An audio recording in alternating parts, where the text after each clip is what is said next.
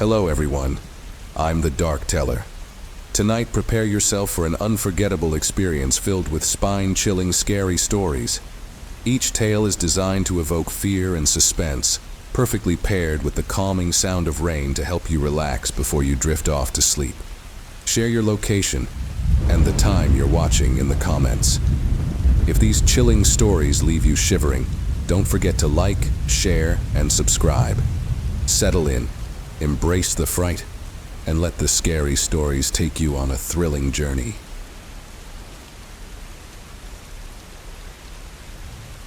I'd grown up in Harrow Hollow, a town so small it barely qualified as a dot on the map, nestled between dense pine forests and a curving river that seemed to whisper secrets as it flowed.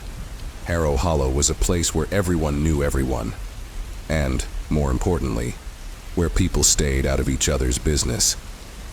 Life there was simple, predictable, and, as some would say, a touch eerie once the sun dipped behind the tree line. My story begins in mid-October, when the wind carried the scent of damp leaves and the sky often wore a shroud of mist. I had just turned 27 and was living in my childhood home, a modest, creaky house that sat a stone's throw from the woods. Nights were cold, and the rhythmic ticking of the grandfather clock in the hallway felt louder in the silence. That night I was restless, the kind of restlessness that gnaws at you, making every shadow stretch a little longer and every sound feel amplified. My mother's old voice echoed in my head. "Sam, the woods are no place to wander at night. That's when it's awake." The rational part of me dismissed her warnings as folklore, stories she'd told to keep me in line as a kid. But something about that night, it felt different. The wind howled with an odd cadence, almost as if whispering a song I couldn't quite hear. Unable to sleep, I grabbed my flashlight and jacket and stepped outside, my breath misting in the cool air. The woods loomed ahead, a dense wall of darkness.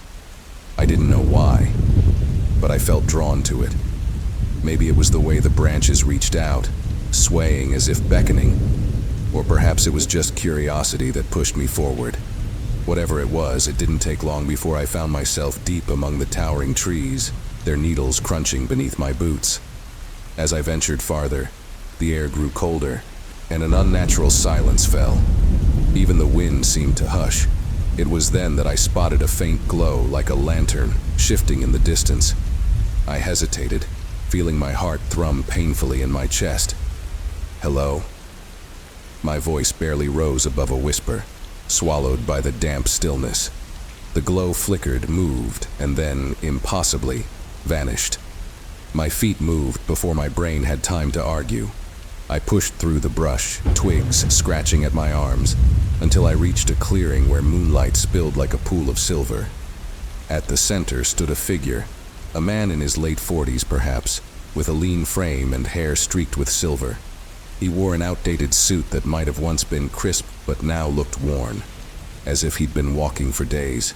His eyes, wide and unblinking, stared at me with an intensity that sent a shiver up my spine. "You shouldn't be here," he rasped, voice dry as leaves.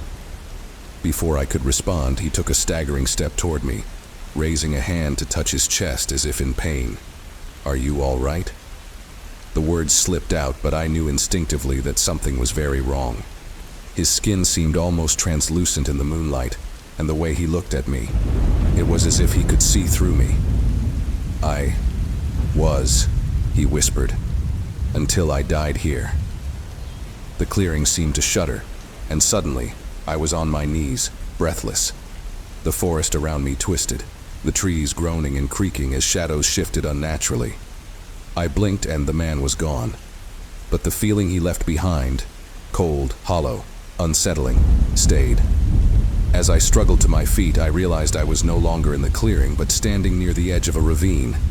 I gasped, stumbling back just as my boot slipped on the mossy ground. My body lurched forward, and for a split second, everything slowed. I could see each jagged rock below, hear the rush of the river, and feel the emptiness in my chest. But instead of falling, I felt a tug, an invisible force pulling me backward. My back hit the ground with a thud, and I lay there, heart pounding, staring up at the night sky. The silence returned, heavier than before. I staggered back to my house, locking the door behind me, hands shaking as I reached for my phone. I needed to hear another voice, any voice.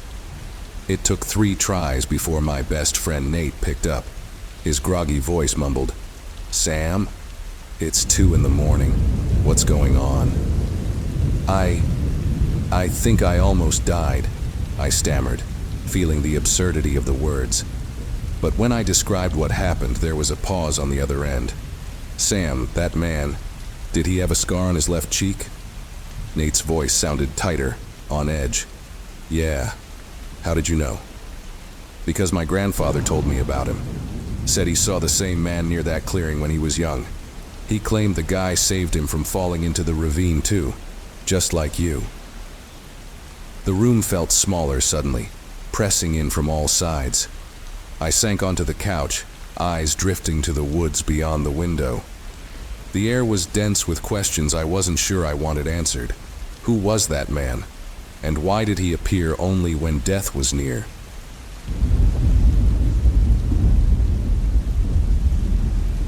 I had always loved antiquing. There was something captivating about holding an item that had seen lifetimes pass, stories untold in its creases and cracks. This passion led me to a small, out-of-the-way shop in the heart of Lockhart, a town that hadn't changed in decades. The cobblestone streets and ivy-clad buildings gave the place a quiet charm. It was the kind of town where everyone knew each other's business, and the air always carried a whisper of stories, both real and imagined. The shop itself was hidden behind a narrow alley that seemed to fold in on itself. The sign above the door read, "Memories Echo." Its paint chipped and faded. A small bell jingled as I pushed open the heavy wooden door, releasing a faint scent of aged paper and lavender. The air was thick with dust, caught in the golden rays of the afternoon sun, filtering through leaded glass windows. "Welcome," a voice croaked from behind a haphazard tower of books. An elderly man with a shock of white hair emerged, his eyes sharp despite their cloudiness. "Looking for anything in particular?" he asked, his voice both inviting and cautious. "No, just browsing," I replied, offering a polite smile. I wandered between the narrow aisles, my fingertips brushing past porcelain dolls, tarnished trinkets, and paintings whose subjects seemed to follow me with their gaze. It wasn't until I turned a corner into a dimly lit alcove that I found it. The painting hung in solitude on the back wall. It depicted a modest cottage, almost swallowed by a forest of gnarled trees whose branches seemed to writhe as if caught mid-motion.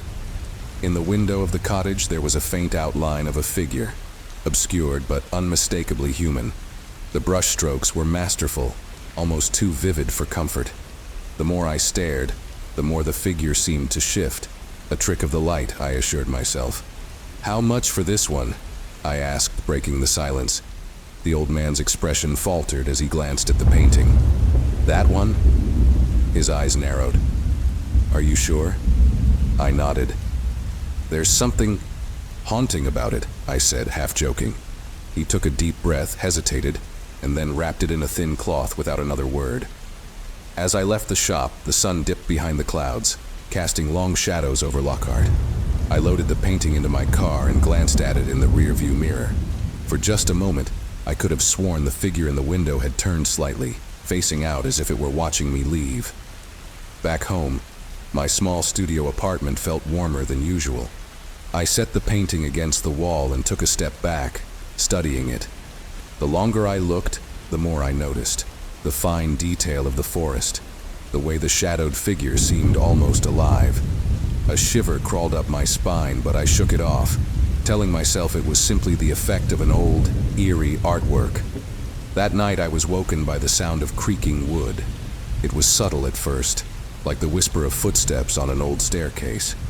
I sat up, heart pounding in my chest, and glanced around the dark room. Everything was still except for the painting. It seemed different somehow, the shadows deeper, the figure in the window now more defined. I blinked, rubbing my eyes, and the illusion was gone. "You're just tired," I muttered to myself, trying to settle the unease gnawing at me. Days passed, and the peculiarities escalated. I would catch glimpses of movement in the corner of my eye, only to find nothing when I turned my head. My sleep grew restless, filled with fragmented dreams of the forest and that shadowy figure. I told myself it was all in my head, but the unsettling feeling rooted deeper. One evening, a friend named Julia came by to visit. She was sharp-eyed and quick to dismiss anything supernatural. When she saw the painting, she paused, tilting her head. "Where did you get that?" she asked, her voice lower than usual. I recounted the story of the antique shop, expecting her to laugh, but instead, she frowned. "I swear I've seen that before," she said. "There was this story my grandmother told me, about a painter who went mad. He lived near a forest and claimed he captured spirits in his work. Supposedly, whoever owned the painting would start seeing things." "Julia, that's just an old story," I scoffed, though the words sounded hollow. Still, doubt crept in. That night I moved the painting to a corner of the room, facing it toward the wall. Sleep came, but not without its usual interruptions. Around 2 a.m. I woke to the familiar creak. The air felt suffocating, heavy with an unexplainable presence. My eyes darted to the corner. The painting was no longer turned away. It was back on the wall, the figure in the window clearer than ever, its head now unmistakably facing outward. "Enough," I whispered, my voice shaky as I reached for my phone to use as a flashlight. The glow caught something odd, a set of faint, muddy footprints leading from the painting to my bed. My breath caught in my throat. Suddenly a knock sounded at the window, a sharp and deliberate rapping. I froze. My apartment was on the 3rd floor. I mustered the courage to approach the window. The night outside was still, not even a hint of wind. But in the reflection, there was something wrong. An outline behind me, thin and warped. I spun around, but nothing was there. The painting, however, was now different. The shadowy figure was gone, the window in the painted cottage dark and empty. By morning, the footprints had faded, leaving only the memory of my racing heart. I packed the painting and returned to memory's echo, ready to rid myself of it. The old man didn't seem surprised when I walked in. "I tried to tell you," he said quietly, taking the painting from my hands. His eyes met mine, and for a moment, they held a sorrow so profound it was as if he'd known my sleepless nights and haunted visions. "What happens to those who keep it?" I asked, voice barely a whisper. He sighed, glancing at the now vacant window in the painting. "Some return it, like you. Others..." He trailed off, looking away. "They become part of the story." That evening, as I sat in my now bare apartment, the quiet felt different, less comforting, more like the pause before a storm. The day I met the angel started like any other. Cold November air nipped at my neck as I locked up my small 2-story bookshop at the end of Main Street in Pine Hollow. The town had its charms, red-bricked lanes, an old clock tower that still chimed despite its age, and rows of wooden shops with creaky signs swinging gently in the breeze. But Pine Hollow also carried whispers of old superstitions, half-forgotten stories shared in hushed tones over the years. The sun was already sinking below the horizon, staining the sky a mix of deep purples and smoky oranges. I pulled my scarf tighter and glanced up at the old church across the street. Its stained glass windows caught the last slivers of daylight, making the archangels depicted there glow in hues of sapphire and crimson. The place was locked up, abandoned for as long as I could remember. Yet tonight, it seemed different. The deep shadows inside the building felt watchful. I shook off the feeling, dismissing it as fatigue, and started the short walk home. The streets were empty, save for the occasional rustle of leaves stirred by the wind. Pine Hollow had never felt so silent. Each step echoed louder than the last, until I noticed an oddity, the soft patter of footsteps behind me. Turning quickly, I found the street empty. Only the cracked stone path and the glow of flickering lampposts met my gaze. I laughed nervously, a sound that felt hollow in the quiet night. My mind was probably playing tricks on me after a long day. But as I resumed walking, the footsteps returned, growing more distinct. This time, I didn't turn. My heart thudded in my chest, each beat a reminder of my solitude. The rhythmic tapping continued, matching my pace perfectly. I quickened my steps, and the unseen presence did too, always a beat behind. When I reached my house, a cozy, weather-worn cabin on the edge of the woods, I fumbled for my keys, fingers trembling. The steps halted abruptly just as I slid the key into the lock. I dared a glance behind me. No one. But I could swear the air shimmered faintly, like heat waves rising off the pavement on a summer day. Safe inside, I double-locked the door and stood in my entryway, catching my breath. The silence pressed in again, only broken by the distant hoot of an owl. I set down my bag and flipped on the old radio, hoping a soft hum of music would calm my nerves. Instead, static crackled, interspersed with faint, fragmented words I couldn't quite make out. Danger. Watch. You. I switched the station, but the static continued, each burst of sound more insistent. Shutting it off, I moved to the living room, trying to shake off the prickling unease that clung to me. As I sank into my armchair, the creak of a floorboard down the hall made me freeze.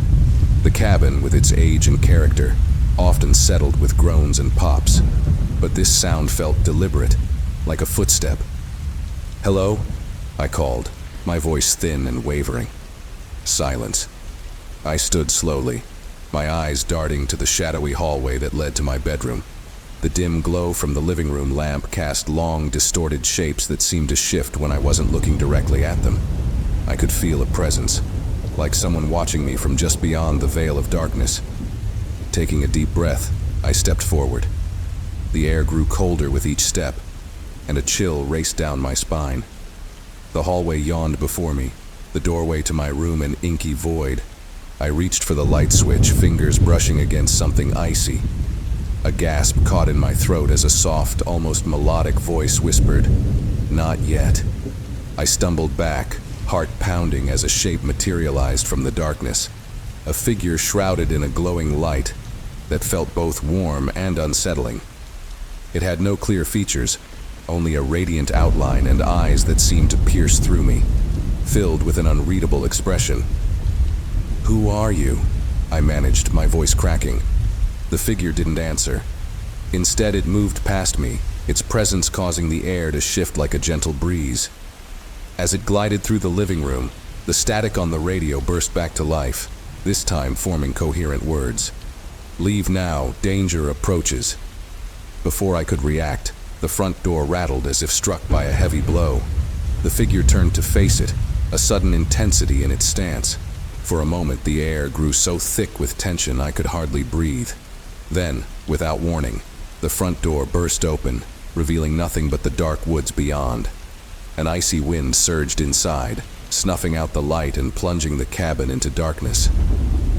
"Stay behind me," the voice whispered, clearer now but still ethereal. I could only obey, rooted to the spot as an unseen force seemed to coil outside the threshold, pressing against an invisible barrier. The glowing figure stood firm, its light casting sharp shadows that danced like sentinels across the walls. Minutes passed, each one dragging slower than the last, until finally the pressure receded. The wind died down, and an unnatural silence fell over the room. The figure turned to me, eyes softening as it spoke one final time. "You are safe now, but remember, not all that glows is light." Before I could ask what it meant, the figure dissolved into the dim glow of the room, leaving behind a warmth that seeped into my very core.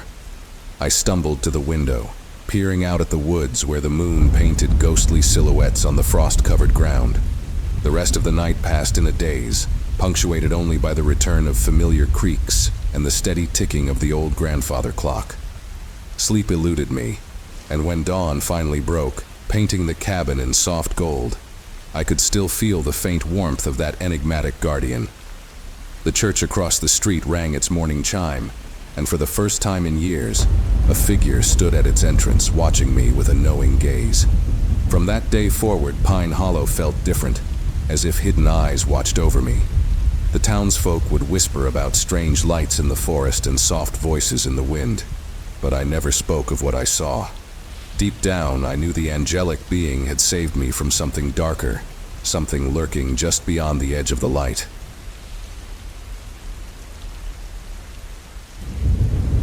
The first time I heard about the old Morton house, I was 10 years old, sitting around a campfire with friends as an older cousin spun tales of hauntings that, at the time, seemed too fantastical to be true.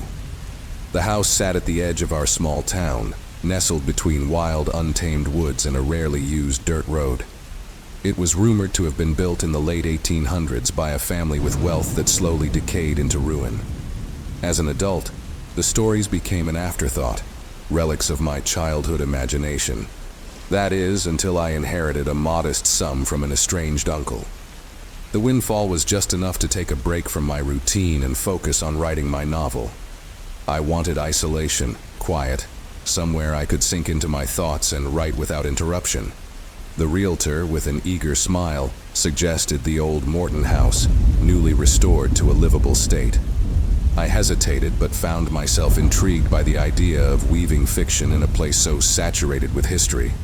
The day I moved in, the sun was setting behind a thick cover of trees, casting long shadows across the cracked driveway. The house itself was grand in structure but weary, its stone walls holding echoes of a forgotten era. The first few nights were uneventful. I spent hours tapping away at my keyboard, pausing only to listen to the whisper of wind against the window panes, or the creak of the wooden beams settling in the cold night air. It was on the fourth night that the oddities began. I had just shut my laptop, my eyes weary from staring at the screen. The quiet that followed seemed thicker, more deliberate, as if the silence itself were waiting. I chalked it up to my imagination, a mind accustomed to weaving dark tales. But then I heard it, a faint sound, like the sweep of fabric brushing over the wooden floor. "Just a draft," I whispered to myself, but the hair on my arm stood on end. I turned to the hallway that led to the staircase, expecting darkness, but instead saw the softest flicker of light. For a moment, it looked like the warm glow of a candle, though I hadn't lit any. Heart pounding, I stepped forward, my footfalls sounding louder than I wanted them to. The hallway was empty when I reached it, but the smell of burnt wax lingered in the air. The silence pressed against my ears, almost humming. By the next day, I'd convinced myself it was an illusion brought on by late-night fatigue. Still, I couldn't shake the unease that had settled deep in my chest. The sun streamed through the dusty windows as I made my way to the town library to research the house's history. The librarian, Mrs. Whitaker, raised an eyebrow when I mentioned the Morton house. "Are you staying there?" she asked, her voice hushed, as if the question itself was taboo. I nodded, embarrassed by her reaction. She leaned closer. "Did you know about Margaret Morton? The last of the Mortons?"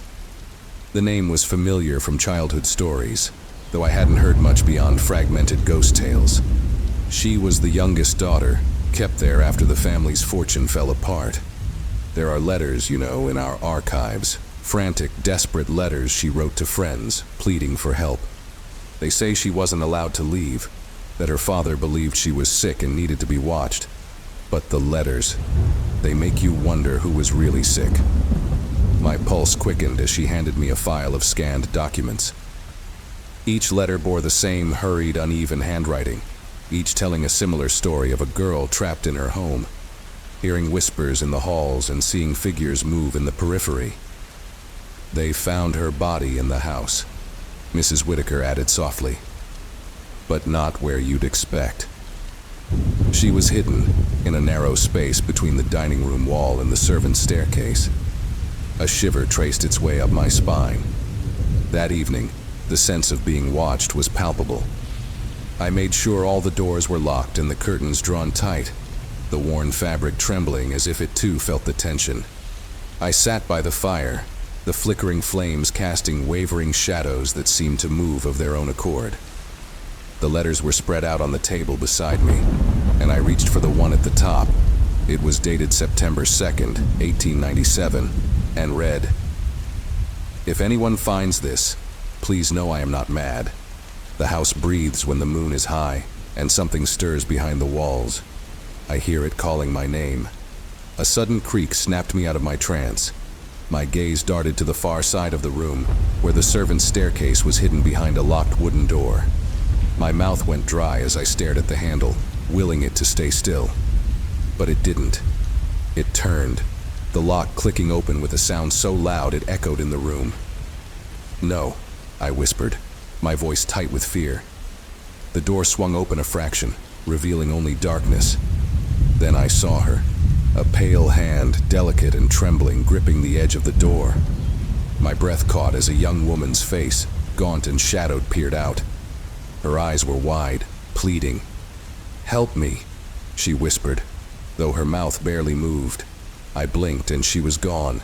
The door stood open, the darkness within as silent as death. My heart thundered, my feet frozen to the floor. The fire snapped and crackled behind me, a harsh reminder of the world that still existed outside of this nightmare. The rest of the night passed in a blur of sleepless vigilance, every small creak and groan of the house driving me to the edge of reason. When morning finally broke, pale and hesitant, I stumbled to my car and drove back to town.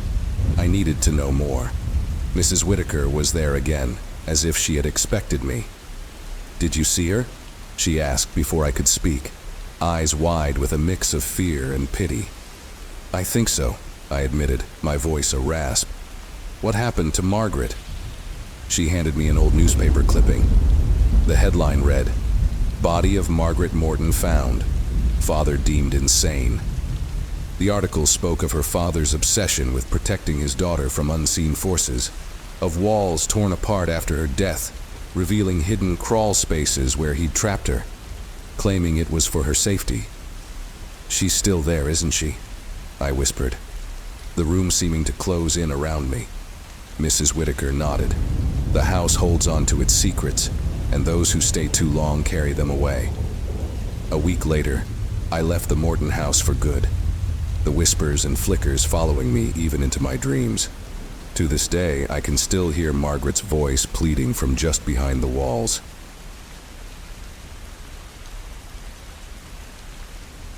It was supposed to be the opportunity of a lifetime. As a seasoned researcher in atmospheric sciences, I had always dreamed of the chance to study the climate of Antarctica up close. The isolation, the harsh winds, the desolate beauty, it was all a part of the allure. I had spent years dreaming of this moment, but nothing could have prepared me for what I was about to experience in that frozen wasteland. It began with the logistics. A small team of 4, myself included, had been selected to take part in a research expedition that would span several months.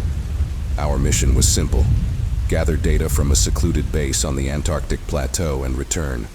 The location was well established, located far from any tourist routes, a government research station in a desolate stretch of ice.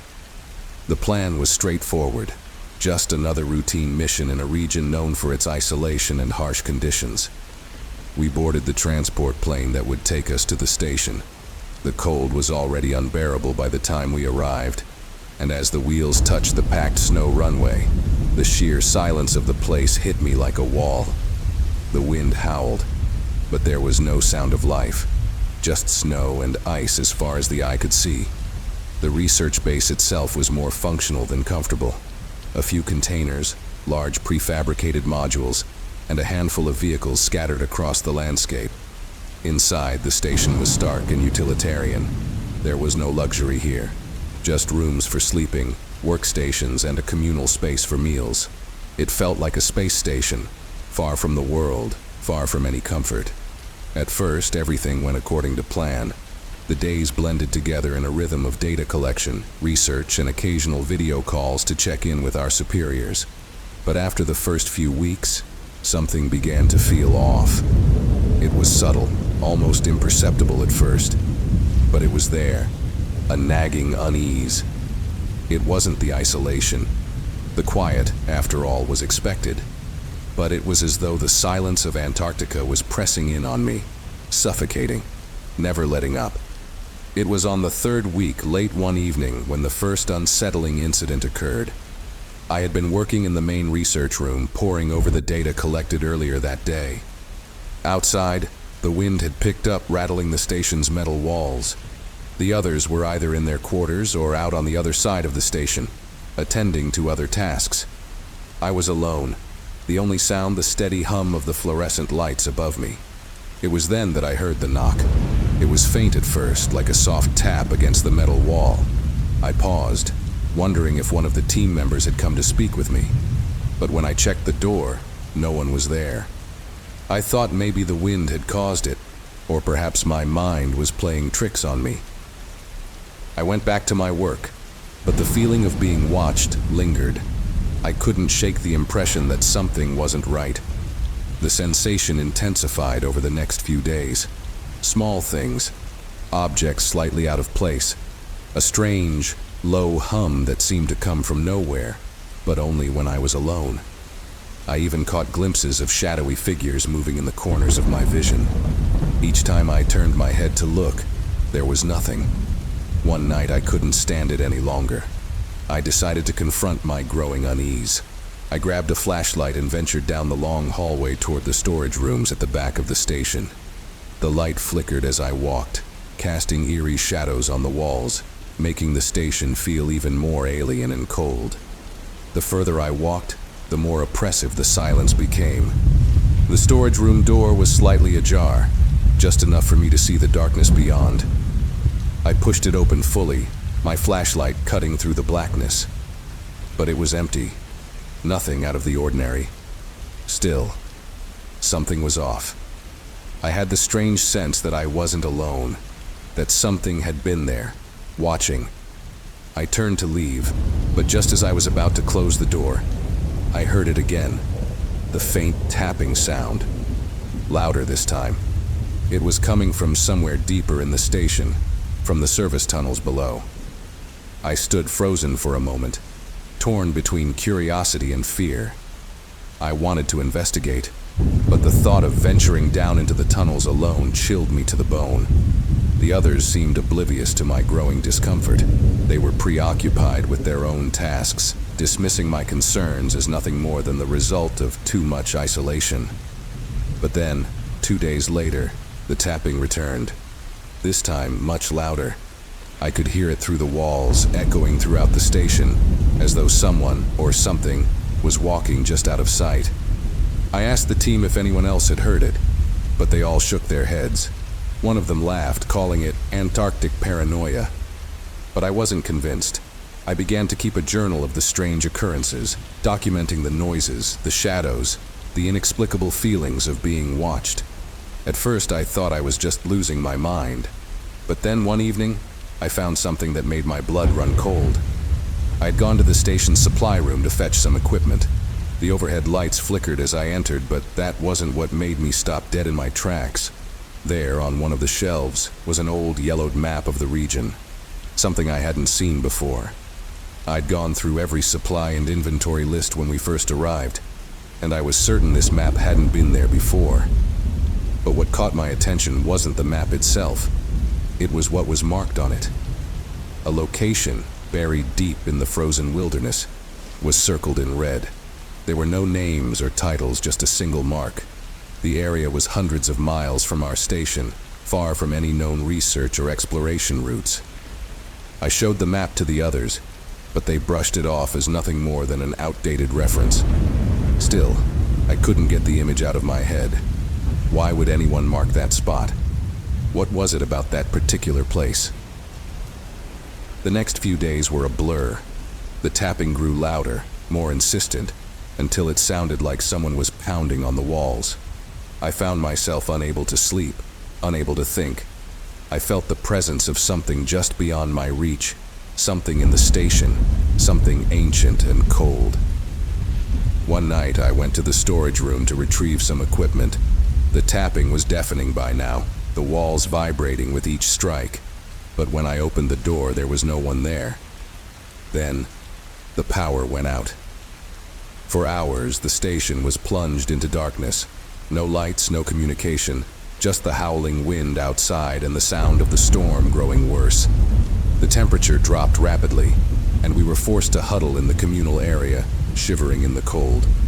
Our only light came from the dim glow of a few candles, flickering uncertainly. And that was when we heard it. Footsteps. They echoed through the station, slow and deliberate. At first we thought it was one of us, but as the footsteps grew louder, more erratic, we realized something was wrong. The others looked at me in panic, but I couldn't bring myself to say what I was thinking. We weren't alone. The footsteps grew closer, nearing the hallway outside the communal room. And then, silence. No one moved. No one breathed. We waited in the darkness, our hearts pounding in our chests. Then a voice, faint, cold, and distant. It whispered my name. I bolted from the room, not caring about the others, not caring about anything but getting out of that place. The station had become a prison, and something ancient and restless, was awake. I don't know how I made it outside, but somehow I did. I stumbled through the snow, my breath coming in ragged gasps. I reached the edge of the station, looking out across the vast, empty expanse of ice. It was then that I saw it, a shadow in the distance, moving slowly but deliberately across the frozen wasteland. It wasn't human. In that moment, I understood. The research station was not a place of study. It was a place of watchfulness, built to monitor something far older, far more terrifying than any of us could comprehend. We had disturbed it, and now it was watching. I never went back to the station. The rest of the team eventually returned, but I was never able to bring myself to ask them what had happened after I left. They were never the same. There are no reports about the incident, no records of the strange occurrences. It's as though the entire expedition was erased from memory. But I know the truth, and I will never forget what I saw.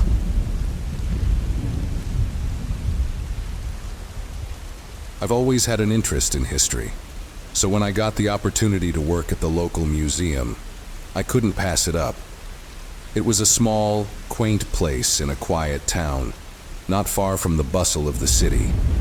You know, the kind of place where the only sounds at night are the hum of the lights and the occasional creak of the building. The museum was housed in an old brick building, and the collection housed there ranged from ancient tools to old-fashioned clothing and delicate pieces of art. The first few weeks were as normal as you'd expect in a small museum. I worked with a small team, and we spent most of our days cataloging new acquisitions, cleaning the exhibits, and occasionally leading school groups.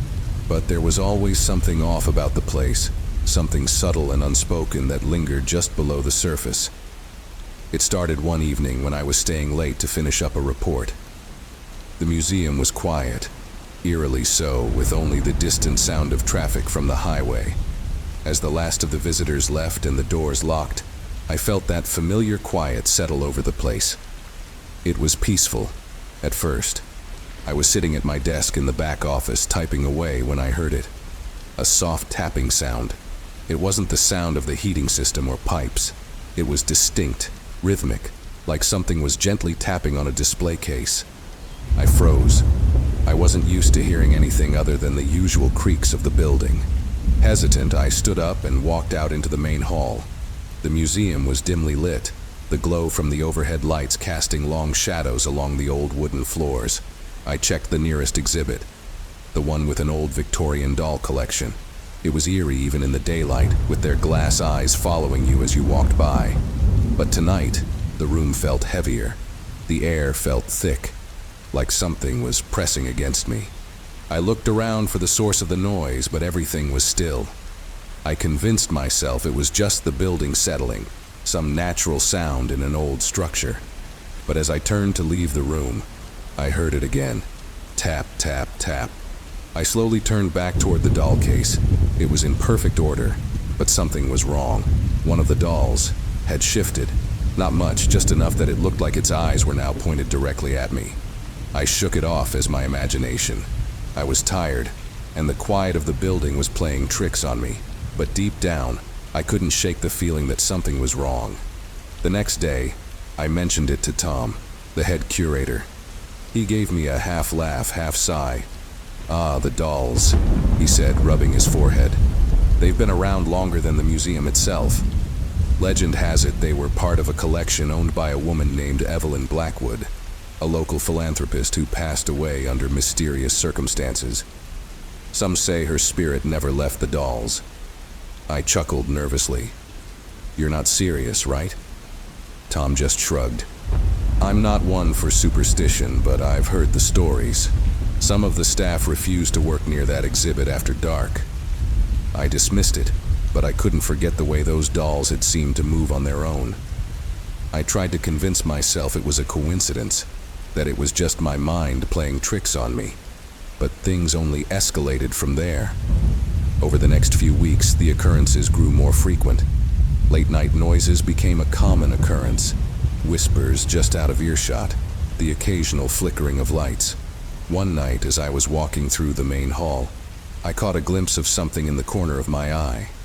A shadow darted across the floor and disappeared into the old gallery at the end of the hallway. I thought it was one of the other staff members, but when I went to check, the gallery was completely empty. Then came the cold spots.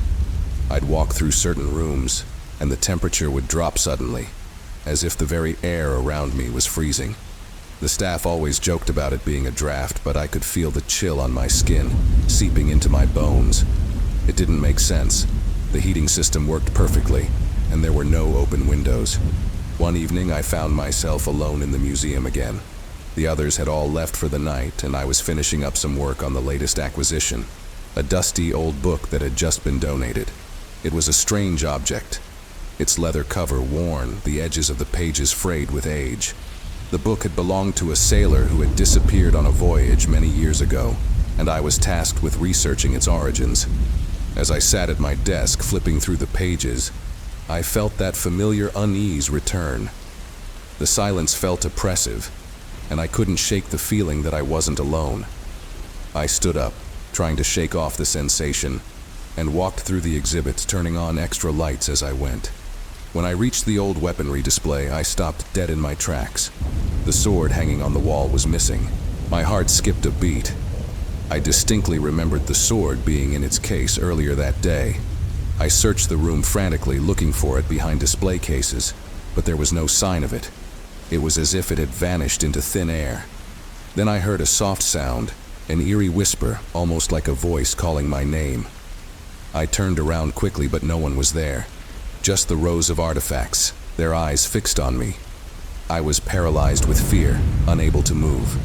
The whisper grew louder, almost urging me to go deeper into the museum toward the back rooms. I didn't want to go. I knew something wasn't right. But curiosity, and perhaps a bit of fear, urged me forward. The back rooms were used for storage, housing crates of old objects that hadn't been put on display. As I walked down the narrow hallway, the lights flickered again, casting shadows that seemed to stretch toward me. That's when I saw it, the sword, resting against the door of one of the storage rooms. I approached cautiously, my hand trembling as I reached for the handle. The door creaked open with a soft groan, and I stepped inside. It was dark, and the only light came from the moon outside, filtering through the dusty windows. Then I heard it, a voice, clear and distinct, whispering from the darkness. "Leave now." I froze. The voice was not one I recognized, but it sounded ancient, as if it had been waiting for centuries to be heard. I turned to leave, but something held me there, an invisible force, like a hand on my shoulder, pushing me deeper into the room. The artifacts in the room seemed to shimmer in the dim light, their surfaces glowing faintly. I noticed one item in particular, a small, intricately carved box on a shelf at the far end. It didn't belong to any known collection. Something about it pulled me toward it. I reached out and touched it. Suddenly, the air in the room grew cold again, and the whispering voices returned, louder this time, echoing off the walls. The room seemed to pulse with energy, and I felt as if I was no longer in the present moment. I was seeing flashes, images of people long gone, their faces twisted in agony. The box trembled in my hands as if it wanted to escape my grasp. Without thinking, I dropped the box and stumbled backward, running out of the room as fast as I could. Teehee Museum seemed to close in around me, the air thick with something I couldn't explain. I made it to the front doors and locked them behind me, gasping for breath. That night, I left the museum early. I couldn't stay another moment, but as I lay in bed trying to shake off the events of the evening, I heard the whisper again. Soft, distant, but unmistakable. It was coming from the museum, and I knew I wasn't alone anymore.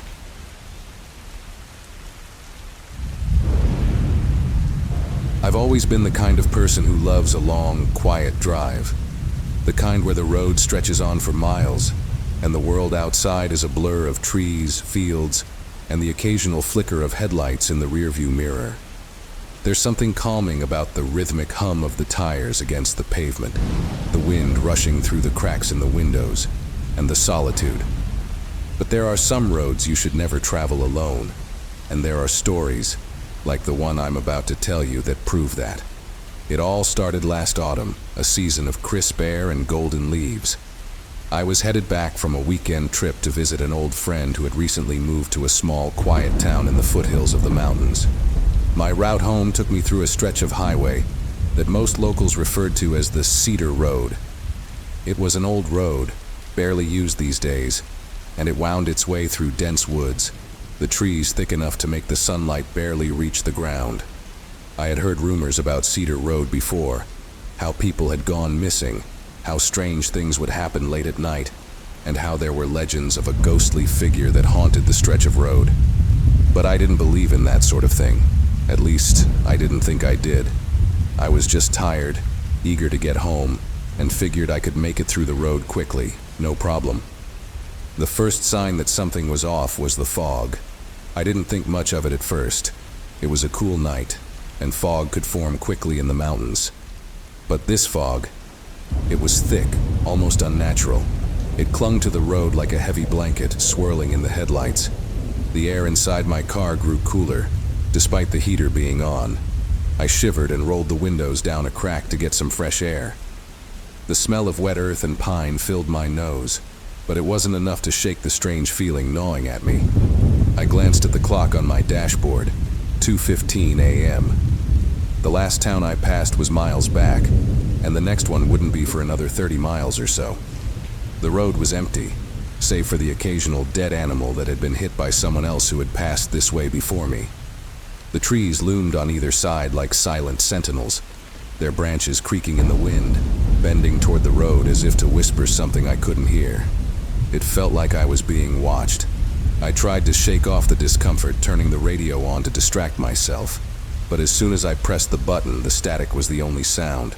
I fiddled with the dial, trying to find a station, but the static remained. It felt like the world outside was falling away, leaving me isolated in the middle of nowhere. And then I saw it. A figure, standing in the middle of the road. I slammed on the brakes, heart pounding as the car lurched forward, tires screeching against the pavement. My hands were shaking as I looked through the windshield, trying to make sense of what I was seeing. The figure was tall, almost unnaturally so, dressed in a long, flowing coat. The figure stood still, not moving, not even acknowledging the headlights that bathed it in a harsh yellow light. My first instinct was to drive around it, but something told me I shouldn't. A strange, heavy feeling weighed down on me, like an invisible force was pulling me toward the figure. I stared at it for what felt like hours, the fog swirling around it, its face hidden in the shadow of the coat's collar. And then it spoke. "Don't go any further." The voice was soft, almost a whisper, but clear enough to freeze my blood.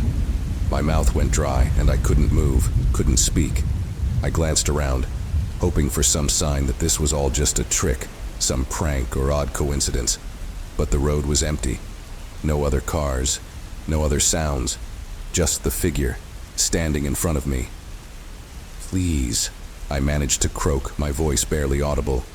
"I just want to get home." The figure didn't answer. It just stood there, unmoving, as if waiting for something. I don't know why I stayed still, but I did. Time seemed to slow, each passing second stretching into eternity. Then, slowly, almost reluctantly, the figure turned its back to me and started walking away, toward the woods. Without thinking, I put the car in gear and followed. I wasn't sure why, but something told me I had to. I drove slowly, following the figure's path through the fog. The road became narrower, more treacherous, and the trees closed in, the canopy overhead blocking out the stars. I could barely see the figure now, but I knew it was there, just ahead, moving steadily into the gloom. The fog was so thick now that I could barely make out the road, and soon, I couldn't see the figure at all. I was on autopilot, my hands gripping the wheel so tightly my knuckles turned white. My mind was racing with questions. Who was that person? Why had they warned me?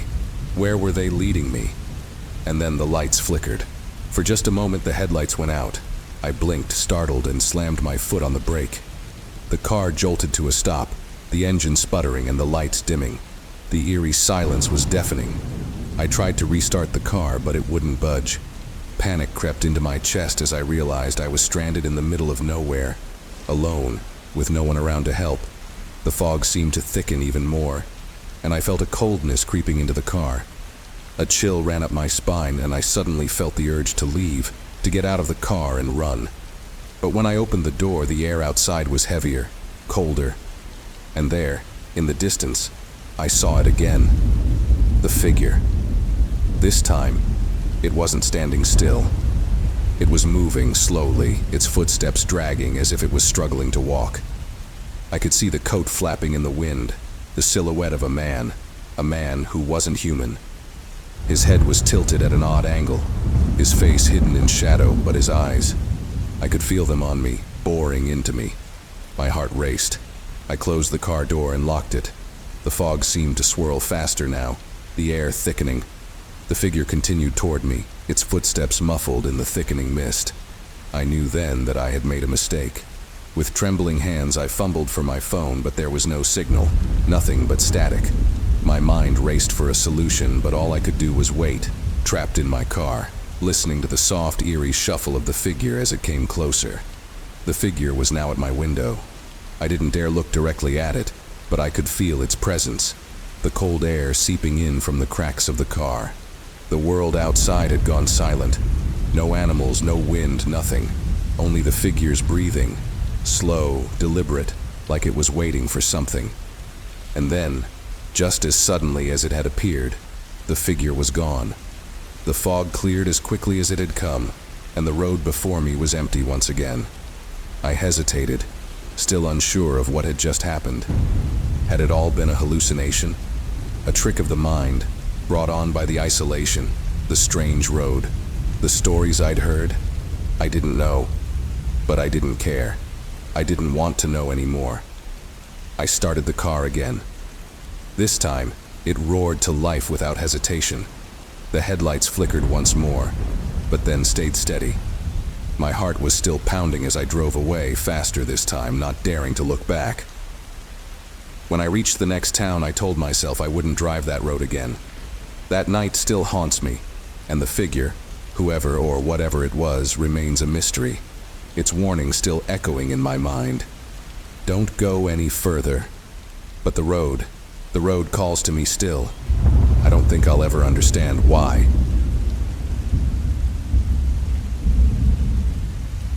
I grew up in a quiet town nestled by the edge of the mountains, the kind of place where news spreads fast and secrets rarely last. It's a beautiful area, old houses with wraparound porches, small diners with worn-out booths, and a close-knit community where everyone knows your name. It was the kind of town that felt timeless, where life followed a slow rhythm. Nothing truly bad ever seemed to happen here. That is, until my dreams began.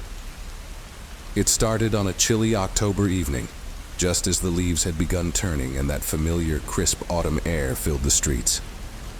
I was heading home after a late shift at the small bookstore where I worked. Tired and cold, I slipped under the covers and fell asleep almost immediately. That's when the first dream came. In it, I was walking down the main road of our town in the early morning light. There was a mist that hung heavy in the air, swirling around my feet. The town was eerily quiet. No cars, no people, just silence. I felt a deep sense of unease as I walked, but I couldn't stop myself from moving forward.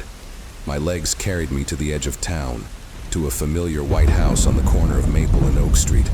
It was Mrs. Hendricks's house, an older woman who'd lived there as long as I could remember.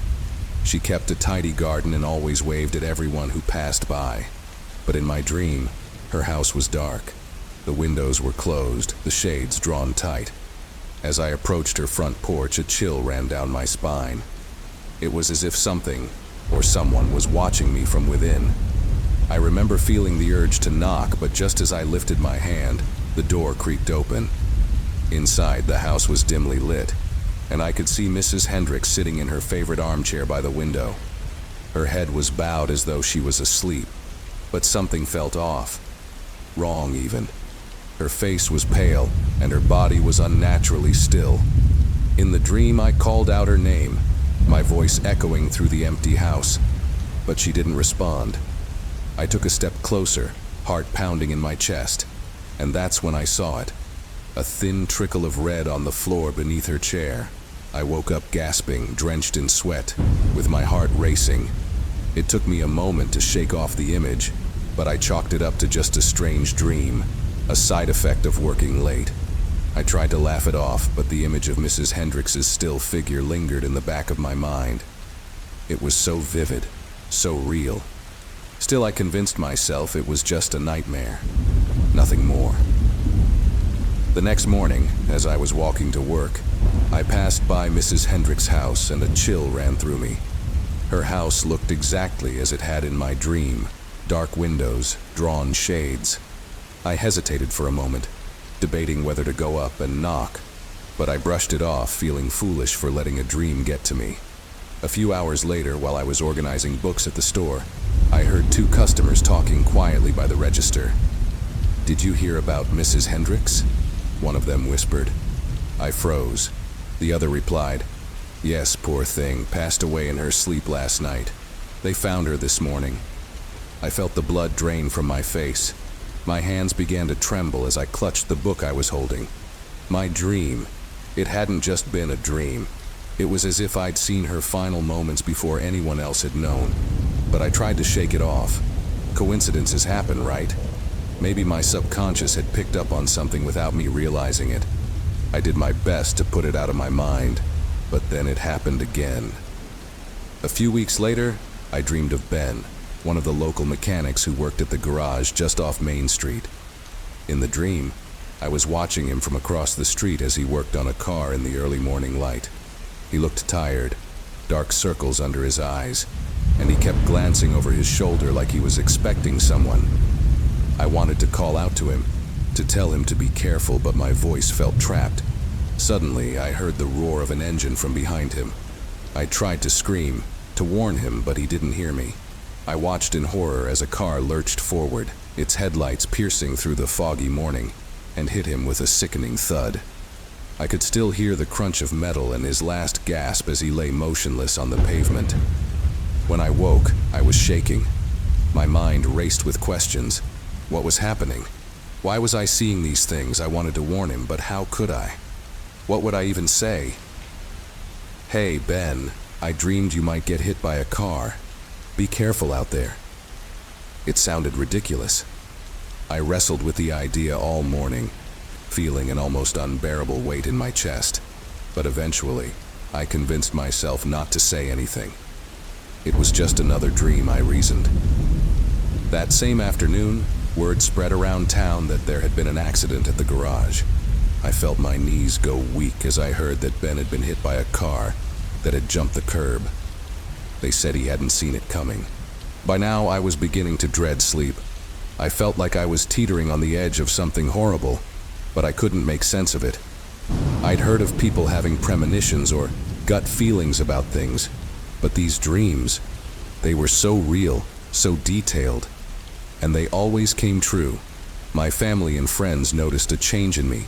I was quiet, withdrawn. I didn't know how to explain it to them without sounding like I was losing my mind. I started spending more time at home, trying to avoid everyone in hopes that the dreams would stop. But they didn't. One night, I dreamed of my best friend Lisa. She was laughing, tossing her hair over her shoulder as we walked down a familiar street near the outskirts of town. The sun was setting, casting long shadows across the road. But as we walked, I noticed a figure in the distance, a shadowed form lurking at the edge of the trees. Something about it filled me with dread, and I wanted to warn Lisa, to tell her we needed to go back. But when I turned to her, she was gone. Panic set in as I searched for her, calling her name into the empty street. I found myself running, heart pounding as I reached an old abandoned building at the end of the road. I heard her scream, and I knew something terrible had happened. When I woke up, I was on the verge of tears. I couldn't ignore it this time. Lisa had always been there for me, and I couldn't let this happen to her. I called her that morning and told her everything. She listened quietly, not judging, not questioning, just listening. I could tell she didn't fully believe me, but she promised to be careful. That evening I got a call from Lisa. She'd decided to skip her usual evening jog on the outskirts of town after all. "I'm staying home tonight," she said, her voice light, but with an edge of seriousness. I figured it wouldn't hurt to be careful. It felt like a weight had lifted off my chest. Maybe, just maybe, I'd changed something. Maybe I could break this strange curse. A few days went by without any more dreams. I thought maybe it was over. But just as I started to feel a sense of relief, it happened again. This time, the dream was about me. I was in my own room, lying in bed, unable to move. I could see a dark figure standing at the foot of my bed, watching me with hollow, empty eyes. I wanted to scream, to run, but I was frozen. I felt a cold hand reach out and touch my arm, and an overwhelming sense of dread filled me. It whispered my name in a voice that sent chills down my spine. And then, just like that, I woke up. The next few nights were sleepless. I left every light on, double-checked the locks, and stayed on edge, waiting for something, anything to happen. But nothing did. Life continued, quiet and normal. The only change was me, constantly glancing over my shoulder, waiting for the next sign, the next dream, the next death. It's been months now, and I haven't had another dream since. But I can't shake the feeling that it's not over. Every now and then I see a glimpse of someone in town, an elderly man crossing the street, or a child on a bike, and I feel that familiar chill. The dreams haven't returned, but I know they're lurking, waiting. I don't know when they'll come back or who they'll show me next. All I know is that when they do, I'll have to decide once again. Will I say something, or will I let fate run its course?